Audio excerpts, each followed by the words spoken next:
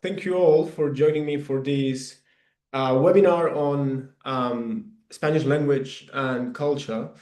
My name is Rafael. I've been a Spanish teacher online since 2020, working with over 400 students all over the world.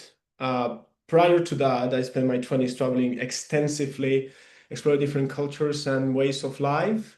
So I understand how excited you might be about moving to a new country to teach English. The TEFL Institute of Ireland reached out to me recently to put together this presentation, which will be, as I already have mentioned, on Spanish culture and language. And I hope it will help those of you who are thinking to settle in Spain or any other Spanish-speaking country for that matter. We'll be focusing today basically on two parts. There's two goals of this webinar. The first part I have called Spanish Essentials. And basically here we'll be covering key phrases, expressions, as well as strategies you'll need to navigate daily life in my country, in Spain. And in the second part, Cultural Insights, we're going to be looking at Spanish customs, behaviors, and everyday life so you can connect better with locals and feel at home faster. I'm expecting the whole presentation to last for about 40 to 45 minutes. We'll leave about 15 to 20 minutes at the end for Q's and A's, if any. So yeah, if you have any comments or questions that you might want to ask, please keep those for the end of the presentation. I've been also asked to remind you guys that any questions about topics like finding TOEFL jobs in Spain or teaching English online should be addressed to the TOEFL Institute of Dublin. So yeah, this won't be covered basically in this webinar. I like to also remind you all to keep your mics muted to ensure a smooth presentation for everyone. All right, so without further ado, let's get into it. So first off, I would like to start by talking a little bit about the Spanish language, and I'm gonna try to keep things light and fun here for you guys. Everything I'm gonna be talking on for the next 10 to 15 minutes is based on my own experience as a teacher, as well as by having many Anglophone friends who are either trying or have learned Spanish in the past. So first thing first, saying hola, saying hello in Spanish. As you probably know, Spanish greetings are delightfully warm. We say, well, there's many ways we say hello, but you guys can expect handshakes between men and two kisses or dos besos, right cheek first, between men and women or between women. These gender-based dynamics are obviously being contested nowadays by newer generations, such as my own, millennials, as well as Gen Z. But it's still how most people say hello in Spain. Handshakes and kisses are the norm. Obviously, don't panic. It's a gesture of friendliness, not intimacy, okay? I have garnered here a few useful sentences, phrases, vocab, that you might hear within your first few hours, if not days, in the country. So obviously, ¿qué tal and cómo estás? That's how we say, how are you? ¿Qué tal is a bit more informal. It's the equivalent of like, what's up? Whereas ¿cómo estás? Is just the classic, how are you? Encantado de conocerte. That's our pleased to meet you, which would be encantada for women or people who identified as female. ¿De dónde eres y a qué te dedicas? ¿De dónde eres is where I'm from. ¿A qué te dedicas is what you do. People in Spain tend to ask these questions. Please don't take them as a sign of being sniffy. It's just, you know, we're curious people. We like to learn about others and we're very social. So yeah, de dónde eres y a qué te dedicas? It's basically common questions to ask in a first encounter. And finally, nos vemos y hasta luego, which is basically our see you later. I hear a lot adios, especially in pop culture, in films, foreign films, I mean, right? And also when I hear people speaking, foreigners speaking Spanish. And I must say that adios sounds extremely literal and really not that common. Native speakers don't use adios as much. It sounds very absolutist in a way. It's the kind of thing you would say to someone who you might not see ever again. So that's not what we want. We want to see you guys as many times as possible. So let's stick to nos vemos or hasta luego. Moving on, I wanted to talk a little bit about bar culture in the country. I'm sure that many of you guys have visited Spain in the past, and therefore you know that in Spain life happens very much in bars. By bars here, I don't mean the kind you're thinking of.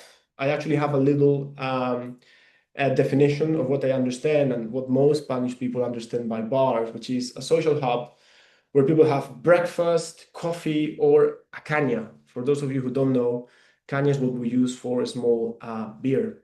Some common vocab here would be me pones, which is can you put me, but it's the equivalent actually of can I have. And then you can go for una caña, por favor, or if you prefer to stay sober that day, un café solo, con leche, o cortado. For those of you who might not know, cortado is the common go-to for coffee in Spain. It's basically espresso with a dash of milk.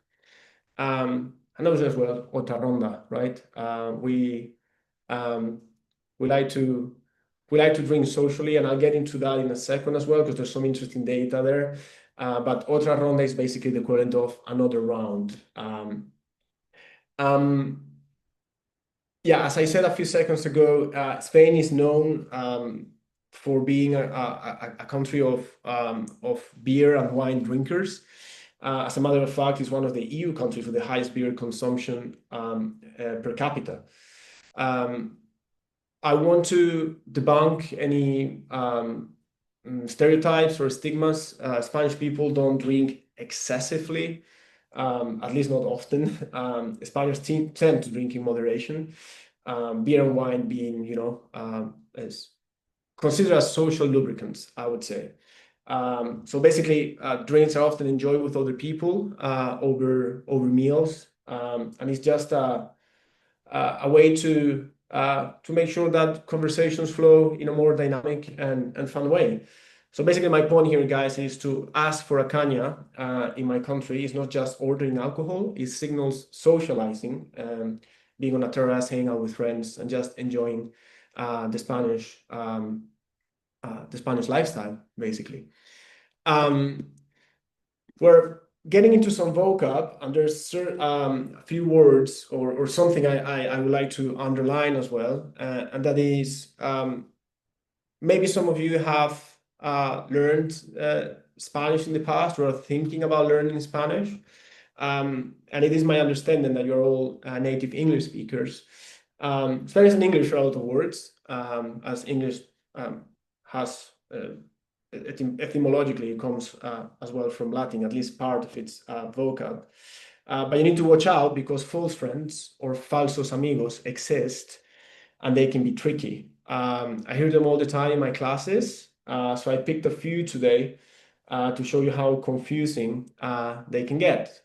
This is just a list of 4 of them that I find particularly funny. The word embarrassed in English resembles a lot of embarazada in Spanish, which doesn't mean ashamed. It actually means pregnant. So careful with that because being ashamed in Spanish would be translated as tener vergüenza, which sounds completely different to being embarrassed.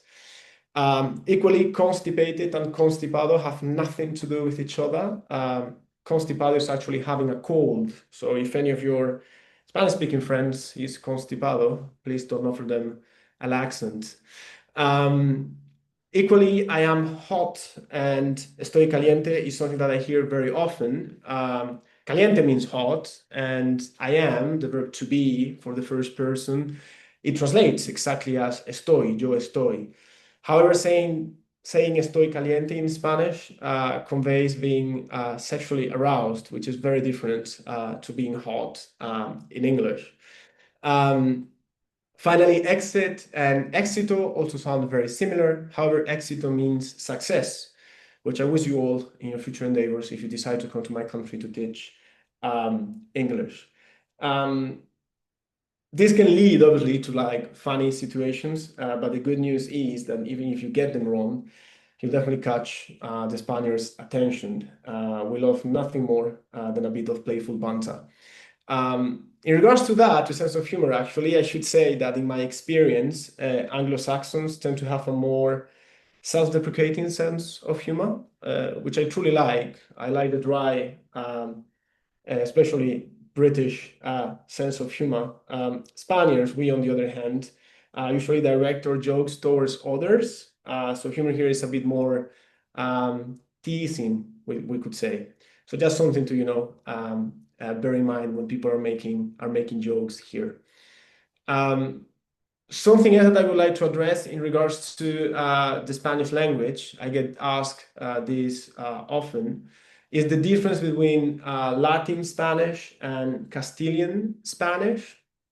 As you guys know, Spanish is a global language. It's spoken by about 500 million people. I'm talking here like as native speakers, right? In more than 20 countries. Obviously, Spain and Latin America are the bulk of it, but there are some surprises here as well. As a matter of fact, the language has become more prominent in the last few decades in the States. As a matter of fact, the US comes second in terms of native Spanish speakers, second to Mexico, with, I believe, around 60 million native speakers. That's about 12 million more speakers than we have here in Spain. And maybe some of you don't know, but Spanish is also the official language of Equatorial Guinea, which is a small country located on the west coast of Central Africa, right on the equator. And that speaks of the Spanish, basically conquistas, right, in the past. The languages are very similar. The language is the same all over the geography or the Spanish-speaking world, just like English remains the same regardless of where you are, whether you are in Australia, Ireland, or South Africa. But obviously there are some differences. I think there's three things mainly, even though there are more, but these are the ones I picked up. The first one, in terms of pronunciation or pronunciación in Spanish, and I'm using this word specifically for my purpose here, pronunciación. You can see there that the C sound when I pronounce it, it sounds a bit like the TH in English, like thunder. That's why we pronounce here Barcelona. However, that C sound is followed by E or I in all of Latino countries actually, is pronounced as a C, as an S. So my friends from Mexico or Colombia, they will actually say Barcelona. Obviously here there isn't right or wrong. They're both perfectly fine. And in my experience for English speakers, the S sound, so Barcelona, is easier to emulate than the Barcelona sound. But of course, you can pick whichever you find more appealing or interesting. In terms of vocab, obviously here, as I always say, languages are alive. They evolve with time, and they belong to the people, to the communities they speak it, not to linguists and institutions. So obviously, the language has evolved and into having different, having particularities depending on where you are.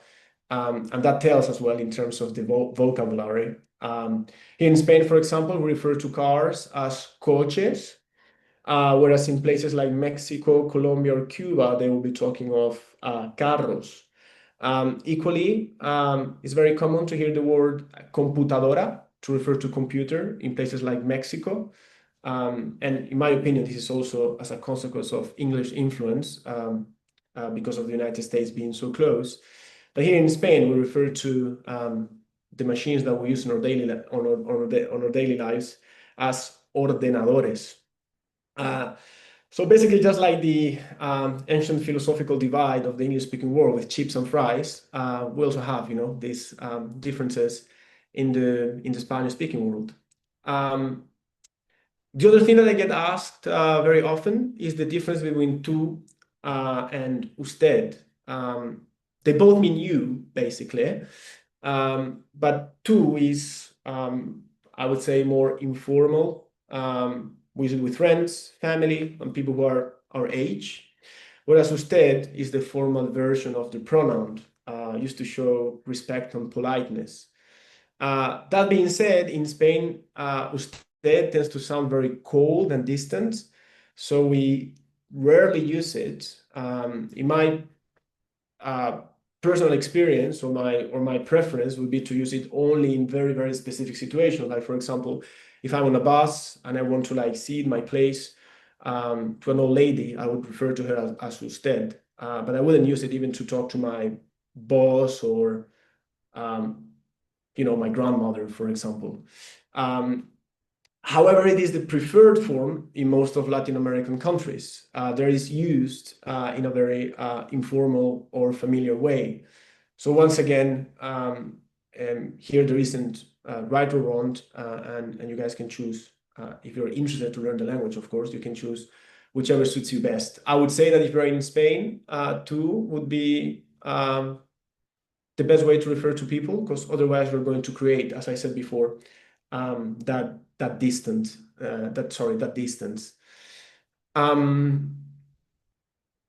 Yeah, I think that's all for the first block in terms of language. I want to get now in the second one, the cultural insights, which I think might be more interesting for some of you. I'm going to try to bring some clarity in terms of certain things that have been in the news lately, like the dilemma with tourism, right?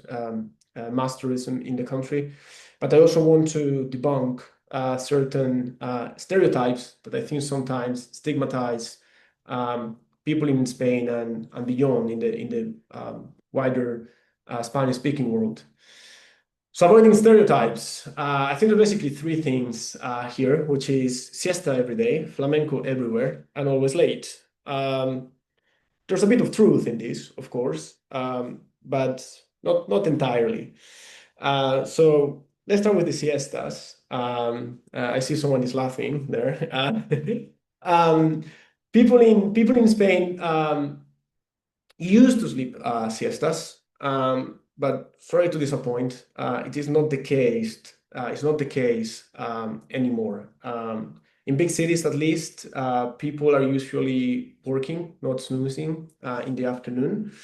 And the siesta, I would say, survives mostly in small towns or during the summer heat. It is true that Spaniards still like to have a good siesta when they're on holidays, especially if they live in the south, where temperatures can reach up to 40 degrees in summer. Who would like to be outside anyways, right? In regards to flamenco, flamenco is something that we're all very proud of. But in terms of how it appeals to us culturally, here there is also great differences. Flamenco is amazing, but it's mostly from Andalusia, which is the southern region, that big region that we have, well, in the south of the country. Spain has actually many musical traditions. Where I'm from, which is Galicia, in the north west part of the country, right above Portugal, it is Celtic music. Celtic music is the norm, and the traditional instrument is actually the bagpipe, just like in Ireland. We're actually the seventh Celtic nation, the one that nobody knows about. But anyways, that's a topic for another day. What I try to convey here, guys, is that you shouldn't expect to see, well, you shouldn't expect every bar, basically, to have a dancer in a red dress waiting for you. I think Rob wants to ask something. I'm gonna give you. Is it okay for you? Hi, Yeah, go ahead. good morning. Yeah, good morning. It's Tell me. LBC.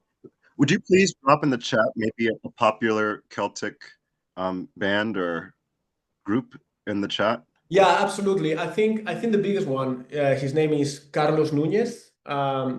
I can provide a list actually of several bands and also festivals. There's a very big festival in the northern part of Galicia that takes place every August and is completely free. So I can send some of that info later in detail. So if you guys want to have a look at it, and you're obviously more than welcome to come to Galicia and enjoy Celtic music with us.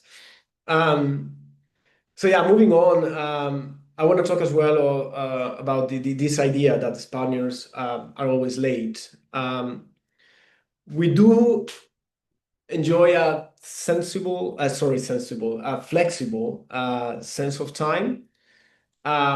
But that differs depending on the context. So socially, it is the case. We often are late, but that's not the case for work appointments. When it comes to work, we're as punctual as anyone else. So basically, think if you are living in Spain, think relaxed but not reckless. Basically, don't be late for work, guys. Your boss in Spain will not appreciate that. Um, Something else I want to talk about is restaurant etiquette. Um, Spanish people are proud of flamenco. They are also very proud of their food. Uh, Me particularly, not so much. I enjoy spicy food myself. But it is true that Spaniards are proud people when it comes to their food. Meals are sacred in the country, and they structure the day. So a little bit of vocabulary here. Desayuno, almuerzo y cena, which translates as breakfast, lunch, and dinner. Breakfast is normally very light here in the country. We tend to have well, a cup of Joe and just run to the office, so we're not late. Because remember, we're not usually late. We tend not to be late uh, for work. However, lunch and dinner are heavy, and they take place compared to neighboring countries quite late in the day. So lunch usually takes place between 2 and 3, sometimes even later than that, and dinner between 9 and 10. And you guys might be wondering, why is it the case? Because even if you go to Portugal, which shares many, there's a lot of common ground with Portugal when it comes to culture. In this regard, the Portuguese are more like the French or the Germans. And the reason for this is it's multifaceted, but something that people often don't know about is that historically, I believe this happened back in the 40s, Spain shifted its clock to align with Nazi Germany. Remember, back then we had a dictator that was quite cozy with Hitler. So he wanted to, well, get as friendly with the Reich as possible. And that's why, even though Spain lies geographically on the same longitude as the UK and Ireland, we Spaniards eat and work an hour ahead of the sun. I think it's important to remember that despite all this, it's I think it's good to remember that even though kitchens are open till late, it's better to avoid arriving to restaurants after 2:30 for lunch or 10:30 for dinner. Basically, out of respect for workers' schedule. Um, in certain parts of the country, and I get to that when I talk about tourism, there tends to be a bit of like a culture of exploiting workers, especially in the hospitality sector. And I think it's good to remember that these people have also families to attend and lives to live. So it's good not to show up super late for meals in restaurants. Um, Tipping, by the way, is not as customary as it is in other countries like the US. So basically what we do, if we like the service, we just round up the bill, and that often suffices. So moving around, if you guys visit Spain, you will be interested on how to move around. And there's like a few things, few interesting things here to note. I'm going to talk about three things here basically, which is trains, planes, and cars. In regards to trains, something which I think is very interesting about Spain is the fact that it has the second largest high-speed rail network in the world, second only to China. As I mentioned in there, there's over 5,500 kilometers of high-speed rail lines. You can get from Madrid to Barcelona in just above 2 hours. I think it's 2 hours and a half, which reach up to 300 kilometers per hour. Until a few years ago, there was only one operator in the country, that is Renfe, which is basically the state-owned company that runs all train services, including maintenance and reparations of trains and so on. But there are new operators coming into the market since 2021, 2022. The government decided recently to open the market to private operators, and that's actually dropping the prices down. You can find tickets for that very same journey I mentioned before, Madrid to Barcelona, for as cheap as 25 euros if you book in advance. So that is really good. That's one way. It would be 50 euros return probably. In terms of airports, Spain has around 50 airports. I think it's 46 in total that operate for civil use. And that's one of the highest numbers in the EU. Obviously, the main hubs are in Madrid. That's the airport of Barajas Airport. And in Barcelona, where we have the airport of El Prat. But there's excellent regional coverage, actually. Even small cities like Granada, Oviedo, or Vigo, where I'm from, up north, have their own airport. So basically, you can fly domestically very cheaply. Flying in Spain is fast and frequent. Another thing is carpooling or ride sharing. That's also very popular in Spain. I don't think it is as popular in Ireland and the UK, but we have a platform here called BlaBlaCar, which is a French company that I think launched this app already 15 or 20 years ago, but has become very, very popular over the last few years. It's hugely popular for medium distance travel. It's affordable, it's social, it's eco-friendly, and it's also great for practicing Spanish while meeting locals. I recently did the ride from Vigo to Madrid, which is 6 to 7 hours, depending on who's driving. And I pay for that 33 euros. So that's also really good if you can find cheap options with train or flights. So I talked about this, I mentioned this before, and I want to develop a bit further, and it's the issue of tourism and its discontents here in the country. You've probably seen the news recently with people in cities like Barcelona or Palma de Mallorca going with, water guns, basically, watering tourists that were feeling a bit like out of place, and well, it made for a strange image. But I want to explain why the sentiments are running high as they are at the moment. Something that we need to understand first is why tourism thrives in Spain. Spain is it's a global superpower when it comes to tourism.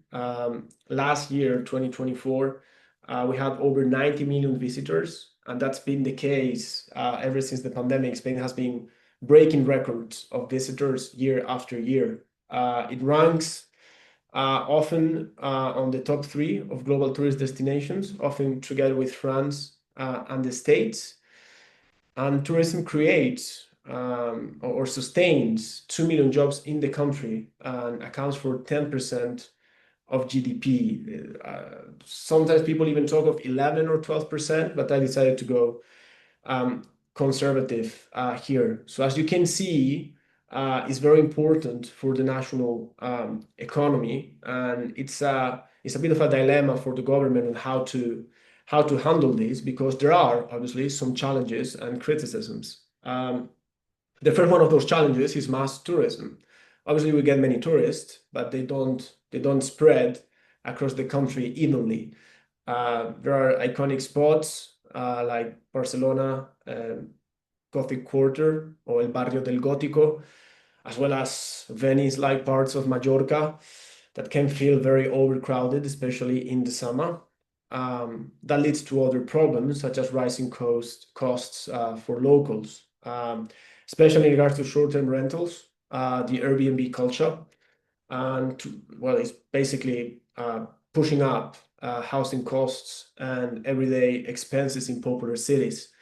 I remember being in Barcelona recently and reading a graffiti that said something like, "Your 6 euros latte, it's how was it? Your 6 euros latte is kicking me out of my neighborhood," or something like that.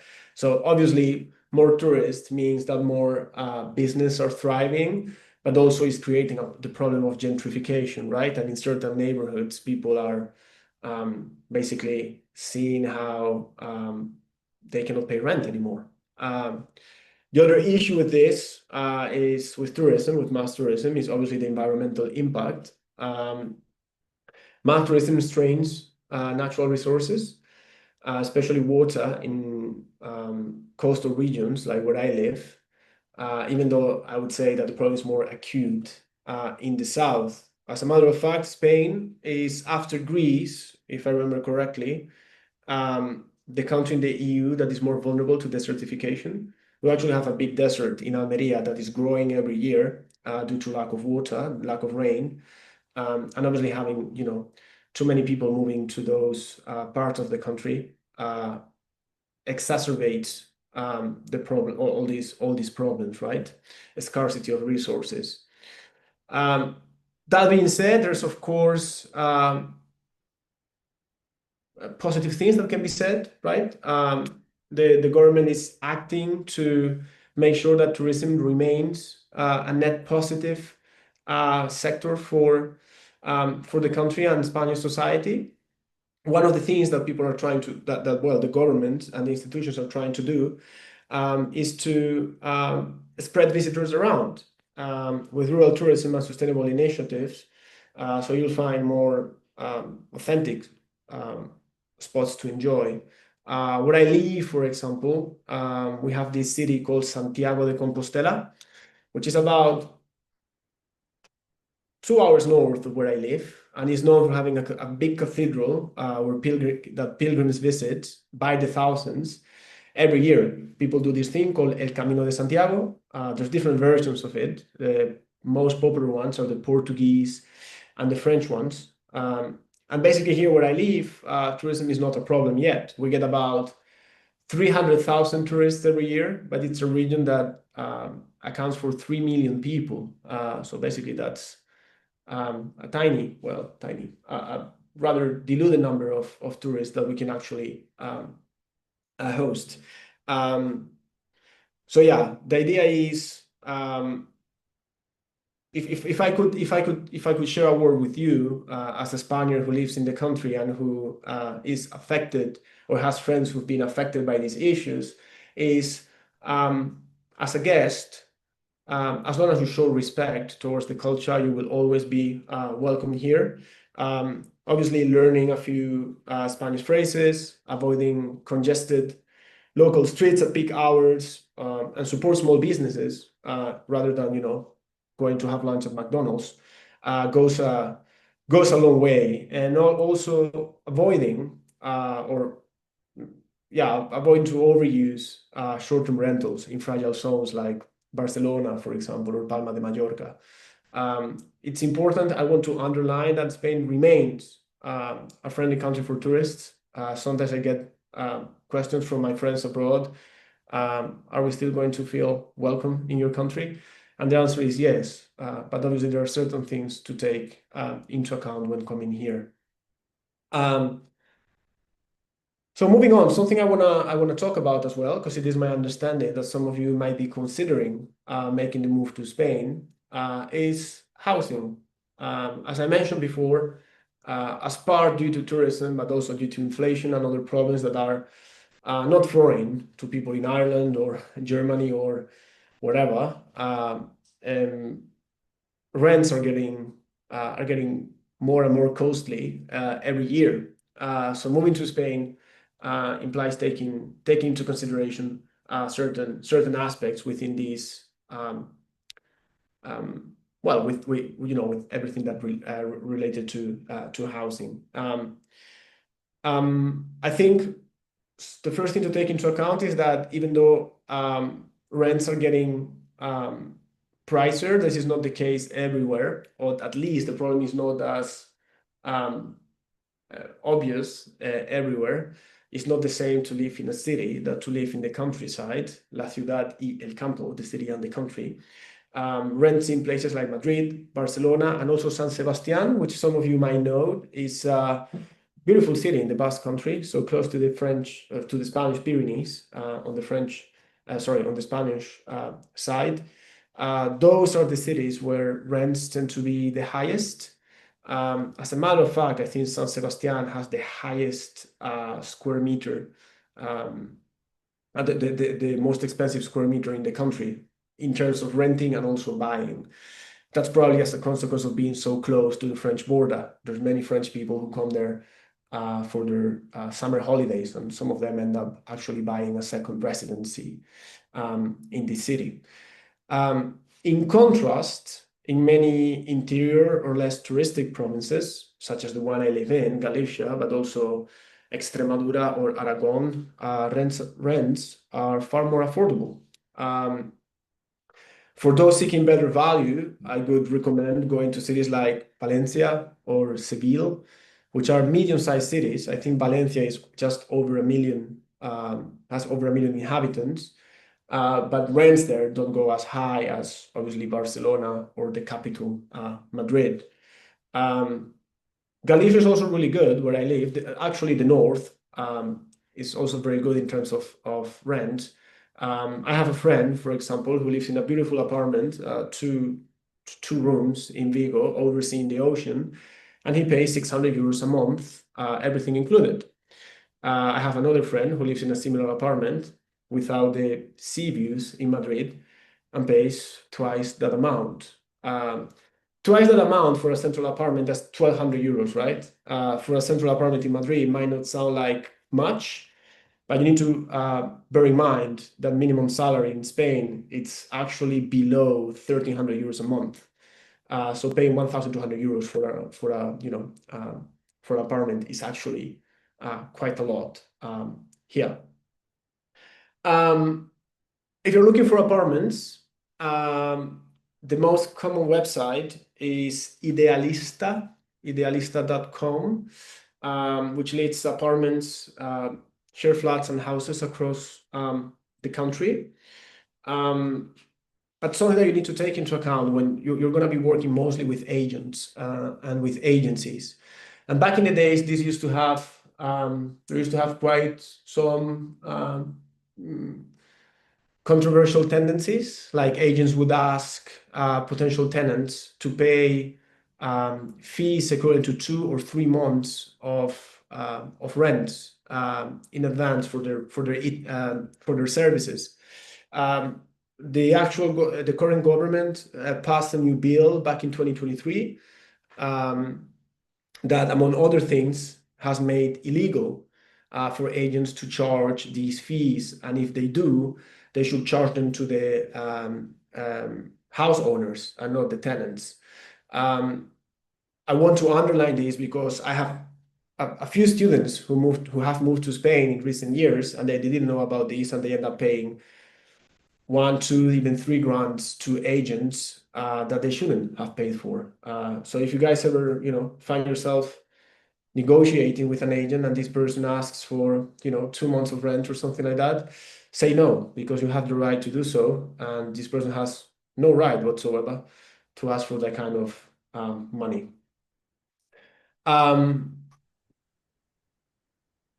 One more thing, before I give you guys the floor for Q's and A's. I'm sure that many of you are aware that Spain is a multinational country. It has languages and regional identities that go beyond or transcend beyond Spanish itself. There's basically three that are known as historical or historic nations. And those are the Catalans, the Basques, and the Galicians. I'm Galician myself, so I know quite a bit about this. And I want to guide you guys through some of the stereotypes and, again, try to bring some clarity to what's going on in regards to, um, these three regions in the country. I think it's important to remember that Spain is divided in 17 regions, administrative regions, but these three actually stand out for their strong regional identities. They have their own language, traditions, and sense of collective identity, yet all remain, of course, part of Spain's political and cultural fabric. The ones that everyone know about is the Catalans, Barcelona being the capital city of Catalonia, one of the most iconic cities in Europe, if not in the world. The Catalans have a strong sense of cultural and linguistic pride, and it shows because they have experienced independence movements, right? Particularly between 2015 and 2019. In 2017, there was an illegal, under constitutional Spanish law, an illegal referendum to vote for the independence of the country that made the news worldwide. But I gotta say that the issue remains nowadays politically sensitive, but largely peaceful. So I don't foresee myself any referendum in the upcoming years or in the short term. The Basques also have a deep local tradition and a strong sense of autonomy. And many of you might remember the Basque separatist movement because of the violent phase that was led by ETA or ETA, which in a way has some parallels with the IRA in Ireland, but this ended over a decade ago. The group has gone through a process of disarmament, and their political branch has been legalized, and they actually participate in the Basques regional elections. Yeah, the situation is quite stable in the Basque country, and definitely the independence movement is not as strong as it is in Catalonia today. And last but not least, my people, the Galicians, our identity is closely related to the sea, to the ocean, music, as well as Celtic culture, as I mentioned before. Definitely less separatists than our friends in Catalonia and the Basque country. The autonomy here focuses more on cultural promotion than independence. I think what's important for newcomers to remember is that these languages exist. We have our own languages, but everyone speaks Spanish as well. And it is not necessary per se to learn the regional languages. Spanish is universally spoken across the entire country, as I already said. So you can manage daily life, work, and social interactions entirely in Spanish. That being said, obviously picking up some local words can enrich your experience and connection. That might be easier in places like Catalonia or Galicia than in the Basque country. And the reason for that is that, well, basically Basque is a linguistic isolate, is unrelated to any other European language, and linguists are still having headaches trying to understand where it comes from. Just to give an example, and with this I finish, we say gracias in Spanish, gracias in Catalan, grazas in Galician, but it's escarricasco in Basque, so quite different. And with those thank yous, I'd like to thank you all for your attention, and I would like to give you the floor for preguntas, for Q&As. I'll do my best to answer any questions you guys might have.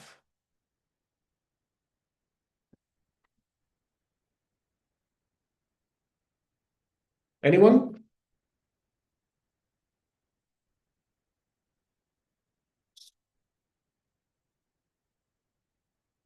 Don't be shy. No?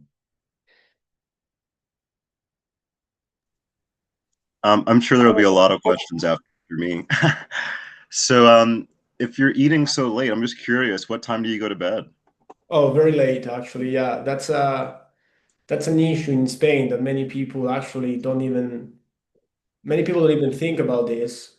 It's very common to go to bed past midnight, but with like working, I mean, people go to work just like in any other country in Europe, right? At 9 or even before that, you need to be at the office. But if you finish dinner at midnight, you know the amount of hours you get to squeeze in for sleeping is less, and that's the reason why actually Spain has one of the lowest productivity ratios in Europe. People, that's going back to the stereotypes and stigmas. Often people think of Spanish. And quite frankly, this happens, I think, across Mediterranean, southern countries in Europe. Our neighbors up north tend to think of us as lazy, but I think it's not so much that we're lazy, but we're more tired, you know. Mhm. I hear you. We also like to party more, and that also adds to the equation. But it's also the schedules. Mhm. They don't work in our favor. And a little slightly different question. What's the culture, um, a work culture for language teachers, for English teachers? What does it look like if you're working at a private school as far as the hours and also the expectations, so number of classes and I mean I know that this is kind of granular, but roughly. So uh, I wish I could give you like a detailed answer on these, but as you probably understand, I don't have inside knowledge because well, first of all, I learned English abroad, not in schools here in the country, but also I'm not an English teacher myself, right? That being said, I do have some students who are English teachers in the country, and I think it varies from one school to the next. You know, you need to take into account that often people who take lessons um, are foreigners, and some of them might be retired in Spain and therefore have the luxury of time. They can take lessons in the morning.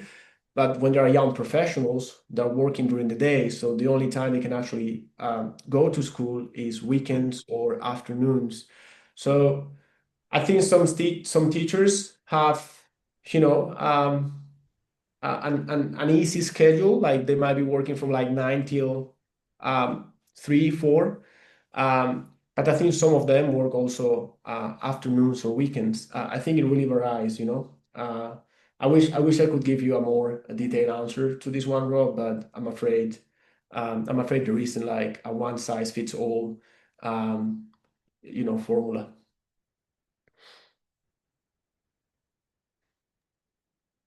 Oh, can I Do make a you question? go ahead. Oh, can I make a question? Sorry. Absolutely, Mateus. I'm listening. Tell My me. name is Matheus. In the section of your slide called Moving Around, there was a little map of a railway in the right side, showing some cities and of the high-speed railway, but I did not recognize the cities exactly. I would like to ask you if there is a main railway that you recommend us to go in Spain, if there is a scenic route that you recommend us to do in Spain, like from city to city. Do you understand? I'm not sure. I'm not sure I'm understanding your question. You're asking me for recommended routes to move around in Spain by train? Yes, yes, exactly. Look, I mean, again, just like in any other city, like I've been to London many times, right? People in England complain Yes. that everything happens through London, and it's kind of the same in Spain. Madrid sits geographically at the heart of the country.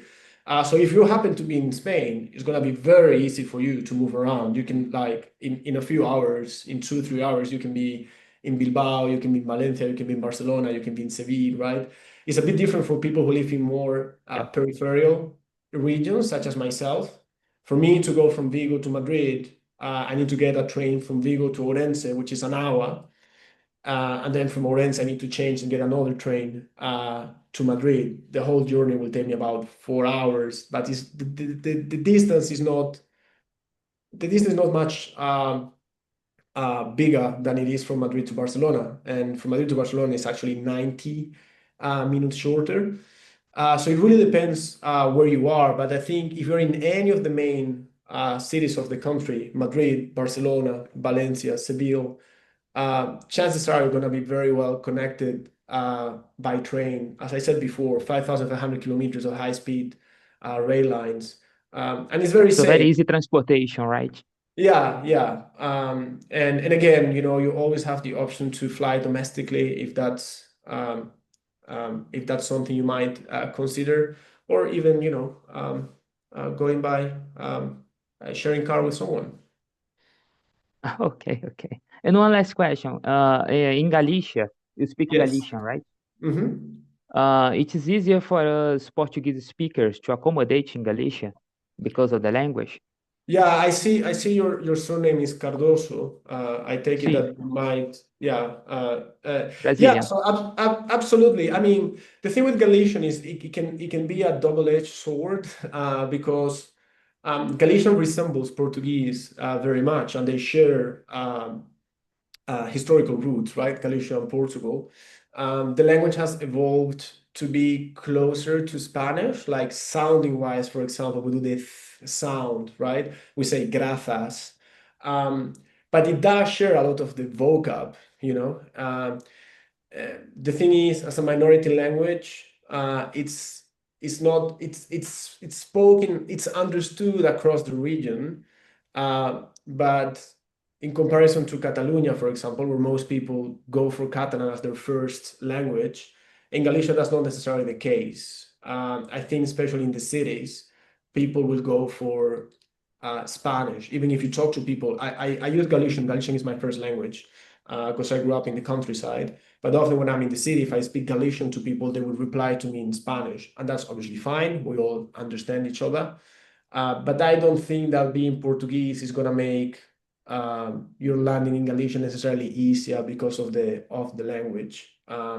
That being said, I will say that being Portuguese will make your transition into Spanish culture much faster and easier, because going from Portuguese to Spanish is much easier than going from English to Spanish. So it should be easy for you to learn the language and get used to the Spanish sound. Gracias, gracias. And there is many, how can I say to you, many good questions in the chat as well by, for example, Andrew and Jessica in the written chat. They did Mhm. not speak, but they wrote very good questions in the chat as well, just for Right. you to know, sir. Yeah, I'll make sure to have a Perfect. look, and I'll try to get back to you guys with all my answers. Muito obrigado, And Mateus. thank you for the explanation, sir, very No much. problem. Gracias. No worries, my pleasure. Um, I think I still have time to take one more question, if any. No? Well, in that case, I'd like to thank you all for being here with me today. It's been an absolute pleasure to tell a little bit about my country and my culture. Um, I've been told that I'm allowed to do a little bit to promote my services a little bit.